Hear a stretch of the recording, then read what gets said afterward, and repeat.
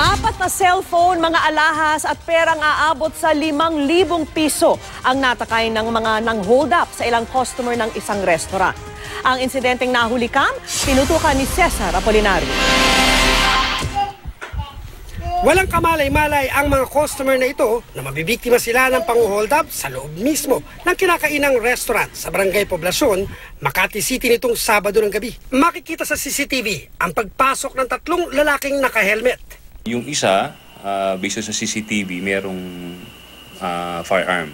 So tinutukan tong dalawang table na to, tapos kinuha yung mga gamit nila. Habang kinukuha ng sospek ang cellphone ng dalawang babaeng biktima, ang isa pang sospek nakabantay sa pinto ng restaurant. Muli namang lumabas ang ikatlong sospek at nagsilbing lookout. Matapos hold upin ang naunang dalawang biktima, lumipat pa ng kabilang table ang sospek at pinagkukuha rin ng mga cellphone ng dalawa pang babaeng customer. Gamit ang baril, kapansin-pansing tila may itinuturo ang sospek na suot ng babaeng biktima.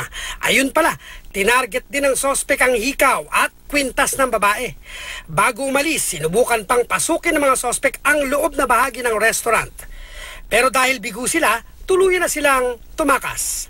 Di naman sila nakapasok. Owner ng restaurant, nakita yung commotion, nailak yung pinto. 4 na cellphone, mga alahas at cash na aabot sa 5,000 piso ang natangay ng mga sospek. Mabuti na lang at namukaan ng mga biktima ang dalawa sa mga sospek.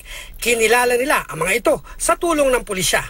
Kumuha tayo ng mga person of interest sa bawat police stations. Pinakita natin yung isa sa mga, o lahat ng the whole rogue gallery natin, may na-identify doon.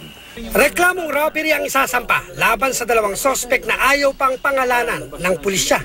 Napag-alamang labas-masok na sa kulungan ang mga sospek dahil sa mga kaso ng pang-hold up at pagtutulak ng droga. Tinutugis na ng pulisya ang mga sospek. Cesar Apolinario, nakatutok, 24 oras.